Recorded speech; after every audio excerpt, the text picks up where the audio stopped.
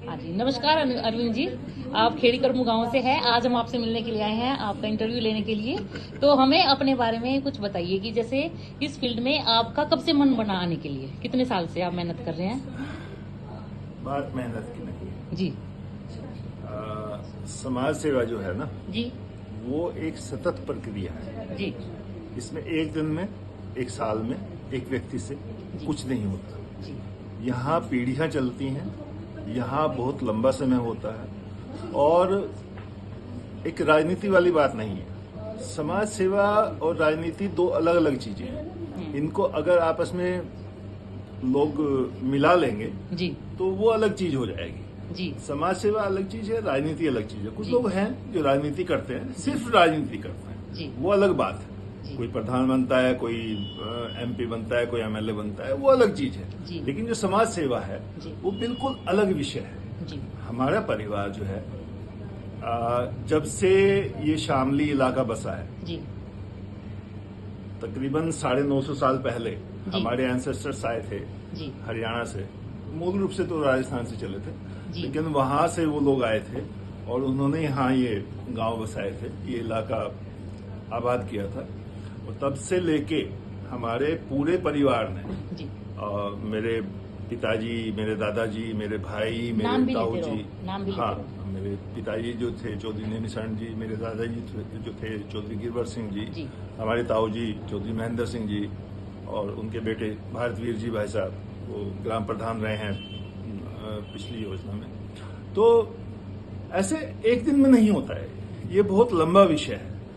आप ऐसा कोई देखिए, अब तरीके बदल गए हैं, चीजें अलग आ गई हैं, राजनीतिक दल आ गए हैं। आप राजनीतिक दल से किसी से जुड़ जाइए, वो एक अलग विषय हो जाता है। लेकिन अगर आप सिर्फ नेता हैं तो हो सकता है कि आपके बाद फिर वो चीजें खत्म हो जाएं। लेकिन अगर आप समाज सेवा में हैं और पारिवारिक रूप से हैं तो वो चीजें लगातार चलती रहती हैं। मेरा जो विचार है वो ये है कि लोगों को सिर्फ राजनीति नहीं करनी चाहिए, उनको समाज सेवा में आना चाहिए और उसी चीज को आगे बढ़ाना चाहिए। तो हम देख रहे हैं आप कम से कम 12-15 साल से इस फील्ड में मेहनत कर रहे हैं। तो अभी तक तो आपने सिर्फ समाज सेवा ही करी है।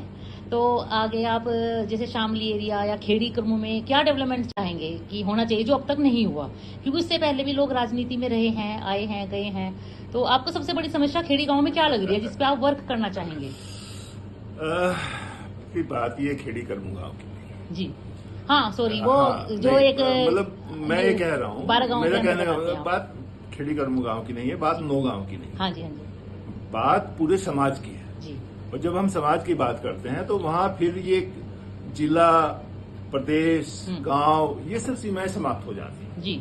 तो बात पूरे समाज की है। जब आप पूरे समाज की बात करेंगे ना, तो फिर ये सीमाएं देश की सीमाएं भी नहीं रहती, उससे भी आगे बढ़ जाती है। जी।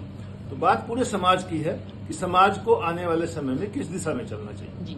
अगर आप समाज को एक सही दिशा में लेकर चलना चाहते हैं तो उसके लिए आपके पास योजनाएं होनी चाहिए, आपके पास अनुभव होना चाहिए, आपको ये पता होना चाहिए कि समाज की वास्तविकता क्या है और समाज की वास्तविक समस्याएं क्या हैं। हाँ जी। तो बहुत लंबे समय से, सिर्फ बात पिछले 10-12 साल की नहीं है जब से मैं आया हूँ यहाँ पे और काम कर रहा हूँ। उससे पहले मेरा बचपन यहीं पे बीता है।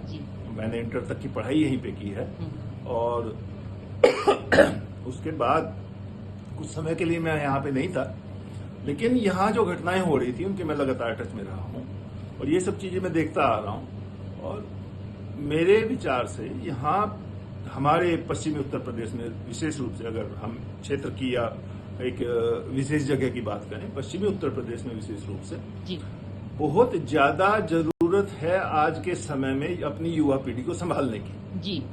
हमारी जो पुरानी परंपराएं हैं, हमारी जो पुरानी रीति रिवाज हैं, उन सब चीजों से हमारी जो नई पीढ़ी है ये विमुख होती जा रही है, दूसरी तरफ जा रही है। इनको सबको वापस वहीं उसी परंपरा में लाने की जरूरत है।